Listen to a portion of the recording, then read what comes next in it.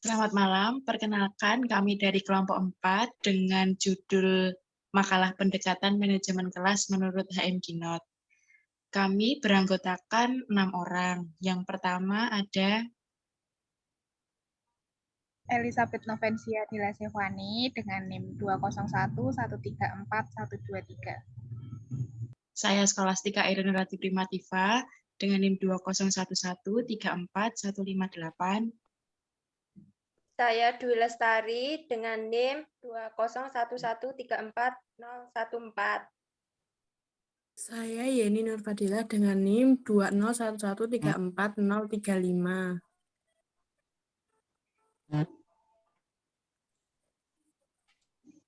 Saya Rizwananda Ramadhanti Armadi dari NIM 201134038. Dan saya, Salam Fortun Parayungan dengan NIM 201134102. Yang pertama, kita akan membahas tentang biografi dari HM Ginot.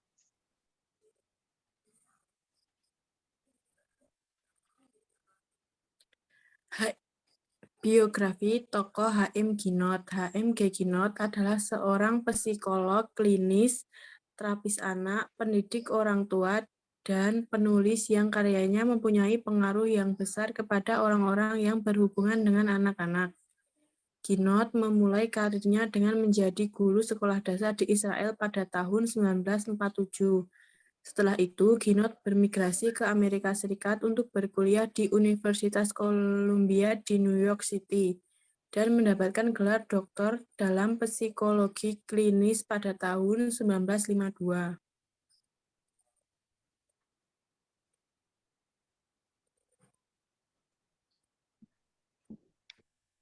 Pekerjaan Ginot dengan anak-anak bermasalah di klinik bimbingan Jacksonville, Florida, dapat membantunya menyempurnakan kombinasi unik dari kasih sayang dan pengaturan batas. Sementara banyak orang sezamannya menyukai satu atau yang lain, Ginot menjalin keduanya menjadi satu kesatuan yang mulus yang menunjukkan rasa hormat terhadap perasaan anak-anak sambil menetapkan batasan pada perilaku mereka. Ginot mengatakan bahwa dia ketat dengan perilaku yang tidak dapat diterima tetapi permisif dengan perasaan. Tujuan dari hal ini adalah untuk membantu orang tua mensosialisasikan anak-anak mereka sekaligus mengembangkan kesejahteraan emosional mereka. Buku yang ditulis Ginot yaitu Antara Orang Tua dan Anak, Antara Orang Tua dan Remaja, dan Guru dan Anak. Populer selama bertahun-tahun dan diterjemahkan ke dalam 30 bahasa. Alih-alih menuduh, membujuk, atau mengoreksi orang tua dalam kelompok pengasuhannya, dia menunjukkan belas kasihan atas perjuangan mereka bahkan ketika dia mendorong mereka untuk mendengarkan dengan pengertian dan empati kepada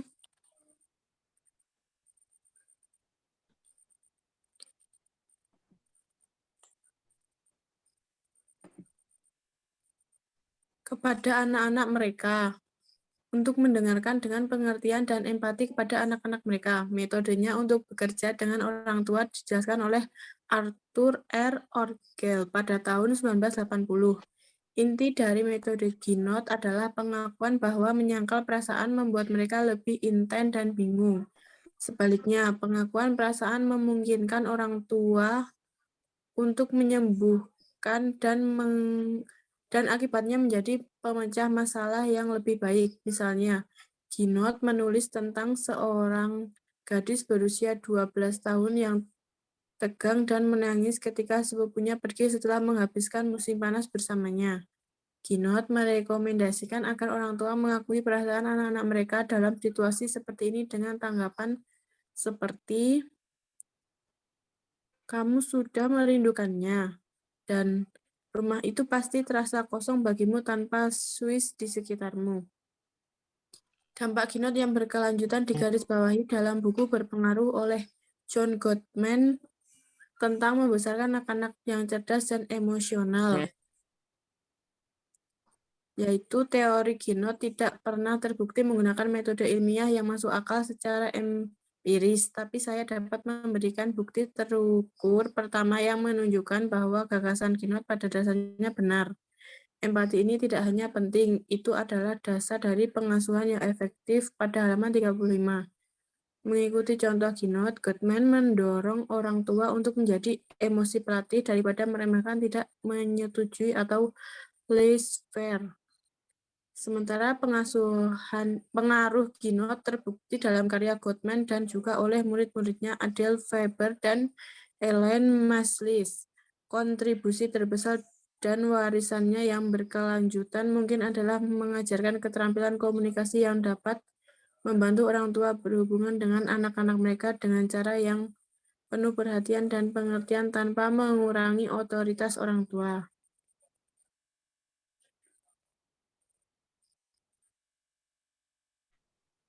Menurut Heinrich Ginot, menganggap kemampuan guru melakukan komunikasi yang efektif dengan siswa semua sangat penting.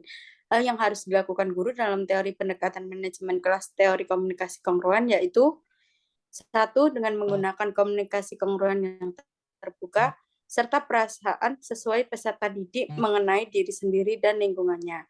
Dan tidak ada sarkasme dalam memberikan pesan bijak mengenai keadaan tidak menyerang karakter individu. Yang kedua, menerapkan dan mendemonstrasikan sikap disiplin diri bagi guru dan peserta didik. Esensi disiplin adalah menemukan alternatif efektif untuk disiplin. Menegakkan disiplin tanpa harus menyogok, berteriak, ataupun melakukan kekerasan. Contohnya dibiasakan berbicara tidak teriak dan diberitahu secara pelan-pelan.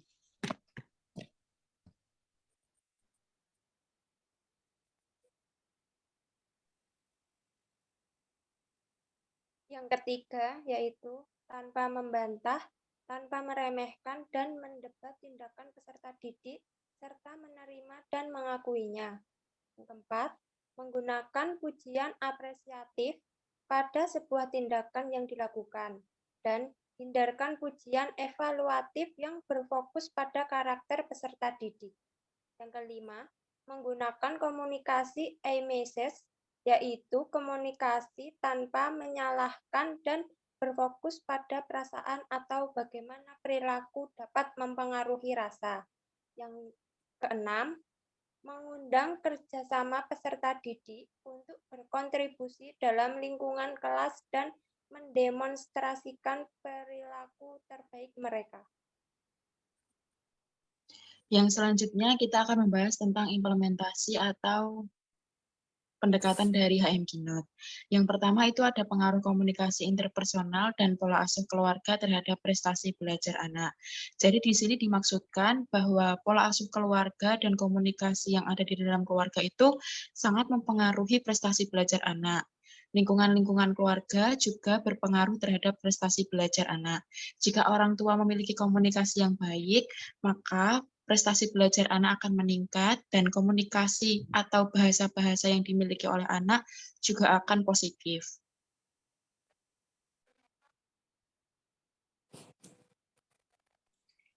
Nah, selanjutnya itu implementasi itu kita melihat di sini mengenai kemandirian. Jadi berdasarkan dari jurnal yang kami baca, kami teliti di situ ada kemandirian dalam gambaran Alkitab, kemudian kemandirian urgensi kemandirian bagi anak, dan kontribusi ayah dalam mengajarkan kemandirian. Nah, jadi kalau dalam kemandirian dalam gambaran Alkitab ini, di sini ada seorang tokoh. Mungkin seorang tokoh dari dalam kitab suci itu, seorang tokoh Yusuf, yang mana peran serta seorang ayah di situ sangat berperan penting terhadap keberhasilan agar seorang anak dapat mandiri gitu. Kemudian untuk urgensi kemandirian bagi anak, dalam membesarkan anak, apalagi di zaman modern ini, akan ada regulasi yang melibatkan pihak sekolah, orang tua, bahkan pemerintah yang terlibat dalam dunia pendidikan. Nah, jadi yang berperan penting dalam kemandirian anak di situ bukan hanya pihak sekolah, melainkan juga ada orang tua dan pemerintah. Nah, kemandirian ini menjadi penting untuk menerima pendidikan yang layak dan mengajar anak-anak tentang tanggung jawab mereka.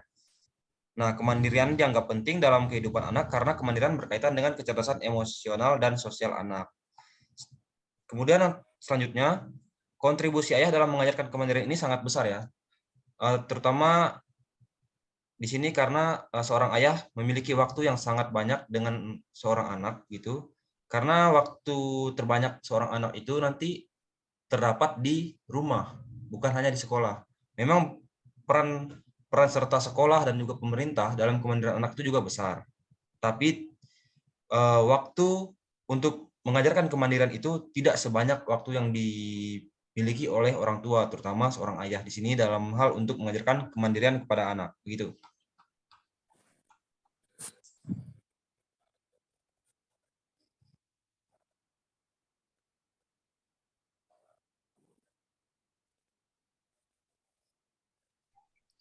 Oke, jadi kesimpulannya untuk pendekatan manajemen kelas menurut HM Ginot ini berawal dari dulu HM Ginot ini mempunyai karena berlatar belakang sebagai seorang psikolog, akhirnya dia terapi anak, lalu pendidik orang tua, lalu dia mulai menulis karya-karyanya melalui beberapa tulisan.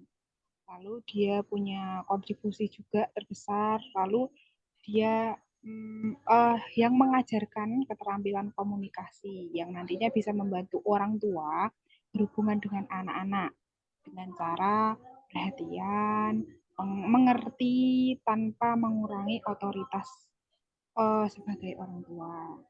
Nah, dengan menggunakan komunikasi kongruen terbuka menurut HM Ginot ini, serta dengan perasaan sesuai peserta didik mengenai diri sendiri dan lingkungannya, tidak ada sarkasme atau justru memberikan pesan bijak mengenai keadaan, tidak menyerang. Terus model Ginot ini menyatakan bahwa iklim kelas yang kondusif itu bisa diciptakan dengan jika siswanya disiplin, baik komunikasi yang efektif dengan guru dan anak-anak, terus menerapkan dan mendemonstrasikan sikap disiplin bagi gurunya juga dan bagi peserta. Oke, sekian presentasi dari kami. Selanjutnya kita akan menjawab pertanyaan-pertanyaan yang sudah diajukan oleh beberapa kelompok. Nah, selanjutnya kami akan menjawab pertanyaan-pertanyaan dimulai dari kelompok pertama. Kelompok pertama bertanya, mengingat pentingnya kemandirian bagi seorang anak, ada baiknya jika ayah secara aktif dan ekstensif membantu dalam menanamkan kemandirian pada keturunannya. Apakah ibu juga tidak ikut berperan? Jadi jawaban dari kelompok kami seperti ini. Ibu jelas ikut berperan dalam kemandirian anak. Apalagi ibu itu yang seharusnya merawat anak dari anak kecil. Jadi orang tualah yang menjadi orang yang paling dekat dengan anak. Itu sebabnya orang tua bisa menjadi penyebab dari tingkat kemandirian seorang anak. Pertanyaan selanjutnya. Nah, pertanyaan selanjutnya dari kelompok 5, yaitu bagaimana cara berkomunikasi dengan siswa yang memiliki sifat tertutup. Nah, orang yang memiliki kepribadian introvert ini biasanya memiliki ciri lebih khusus terhadap terhadap lingkungannya. Dia lebih tertuju dengan satu arah aja. Nah, cara menghadapi anak introvert itu yang pertama, jangan memaksa anak untuk melakukan banyak interaksi. Yang kedua, meyakini bahwa anak tidak masalah dengan seorang introvert. Yang ketiga, memperkenalkan situasi baru dengan perlahan. Yang keempat, coba pahami perasaannya mereka. Dan kelima, pastikan mereka tetap merasa didampingi. Selanjutnya. Untuk pertanyaan selanjutnya dari kelompok 6, yaitu dikatakan bahwa Ginot menggunakan komunikasi yang kongruen. Apakah ada penjelasan yang lebih detail mengenai komunikasi yang kongruen seperti apa? Bisa dijelaskan? Jadi jawaban dari kami, komunikasi kongruen itu komunikasi yang selaras dengan apa yang telah dibahas. apa yang sedang dibahas. Nah, dalam konteks pendekatan ini, komunikasi yang kongruen itu dimaksudkan sebagai komunikasi yang selaras dengan perasaan dan perkembangan anak. Jadi, komunikasi yang dilakukan itu komunikasi yang mementingkan perasaan anak dan tidak menyakiti perasaan anak. Contohnya seperti ini. Anak itu diajak berkomunikasi dengan bahasa halus atau bahasa yang bisa dimengerti anak, sehingga bahasa-bahasa tersebut tidak menyakiti hati anak, dan bahasa-bahasa tersebut bisa diserap anak sehingga anak memiliki kosakata-kosakata yang positif. Nah, selanjutnya menjawab dari pertanyaan kelompok 7, menurut teori HM Ginot, pengelolaan emosional anak yang tepat sangat penting. Bagaimana implementasi teori di dalam kelas sehingga bisa menjadi kontrol kelas yang efektif? Yaitu, menurut konsep kunci teori komunikasi kongruen, menurut HM Ginot, dalam manajemen kelas bahwa guru harus melakukan seperti yang pertama, menggunakan komunikasi kongruen yang terbuka, yaitu menyelaraskan dengan perasaan tentang diri mereka sendiri dan lingkungannya. Yang kedua, mempromosikan disiplin diri bagi guru dan siswa, serta percaya bahwa esensi disiplin adalah menemukan alternatif efektif untuk disiplin. Yang ketiga, menerima dan mengakui siswa dan tindakan serta komentarnya tanpa melabeli, mendebat, membantah, atau meremehkan individu. Yang keempat, menghindari pujian evaluatif yang fokus pada karakter siswa dan menggunakan pujian apresiatif yang fokus pada sebuah tindakan atau produk. Yang kelima, menghindari pengiriman U-message atau menggunakan iMessage untuk mendeskripsikan bagaimana sebuah perilaku yang mempengaruhi rasa pesan. Yang terakhir, mendemonstrasikan perilaku terbaik mereka atau yang berkontribusi terhadap lingkungan kelas di mana kerja sama yang diundang bukan diminta. Yang selanjutnya menjawab pertanyaan dari kelompok 8, yaitu apakah teori pendekatan atau teori komunikasi kongruen HM Ginot cocok jika digunakan pada pendidikan di zaman sekarang? Jelaskan.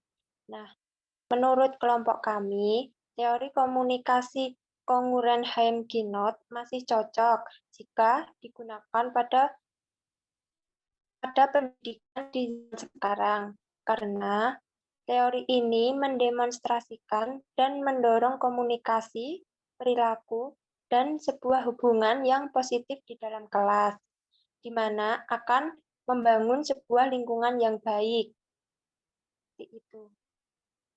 Oke, baik. Yang selanjutnya, saya akan menjawab pertanyaan dari kelompok 9. Jadi pertanyaannya berbunyi seperti ini. Dalam urgensi kemandirian anak, disebutkan bahwa dalam membesarkan anak akan ada regulasi yang melibatkan pihak sekolah, orang tua, bahkan pemerintah yang terlibat dalam dunia pendidikan. Nah, bagaimana cara mengembangkan kemandirian anak ketika program pemerintah sudah terlibat, namun dalam pelaksanaannya, pihak sekolah tidak berusaha untuk meningkatkan kemandirian bagi anak? Begitu juga dengan orang tua yang kurang memperhatikan anaknya. Solusi apa yang harus dilakukan untuk mengatasi hal ini? Nah, baik. Jadi begini ya, teman-teman. Memang benar. Dalam pengembangan kemandirian anak itu, terdapat regulasi antara orang tua, pihak sekolah, dan juga pemerintah. Tapi perlu diketahui kembali, di mana bahwa di sini instansi yang paling berperan pertama dalam mengembangkan kemandirian anak adalah orang tua. Karena orang tualah yang pertama kali dijumpai oleh anaknya. Nah, kalau misalnya dalam pertanyaan ini, ketika program pemerintah sudah terlibat terlebih dahulu, itu kecil kemungkinannya. Atau bisa terjadi kemungkinan pemerintah yang mengembangkan kemandirian anak ketika dalam kasus khusus. Misal, anak tersebut misalnya adalah seorang anak, katakanlah anak yang diadopsi karena orang tuanya meninggal. Misalnya katakanlah orang tuanya keduanya diwajibkan militer, kemudian pemerintah kemudian pemerintah yang menghidupi anaknya, memelihara anak itu sampai besar. Nah, secara tidak langsung ini kemandirian ini akan diajarkan oleh pihak pemerintah kepada anak tersebut. Nah, kalau dalam kasus tersebut pihak sekolah dan pihak orang tua menjadi instansi setelahnya yang mengembangkan kemandirian tersebut. Tapi perlu diketahui di sini fungsi orang tua akan hilang kalau kasus terjadi seperti tadi. Tapi untuk kasus yang ditanyakan oleh kelompok 9 ini itu sangat jarang terjadi, teman-teman. Jadi kalau misalnya nanti kemandirian itu di program pemerintah terlebih dahulu yang terlibat, kemudian pihak sekolah dan pihak orang tua itu lambat, itu solusi yang harus dilakukan itu ialah sepertinya tidak ada solusi lagi itu. Karena kalau kasusnya seperti itu, seperti yang saya jelaskan tadi, maka yang paling berperan paling pertama di situ adalah pemerintah. Nah, sangat jarang ada kasus seperti itu terjadi, teman-teman. Terima kasih. Sekian presentasi dan jawaban-jawaban atas pertanyaan yang sudah diberikan. Apabila kelompok kami ada salah, kami mohon maaf. Terima kasih.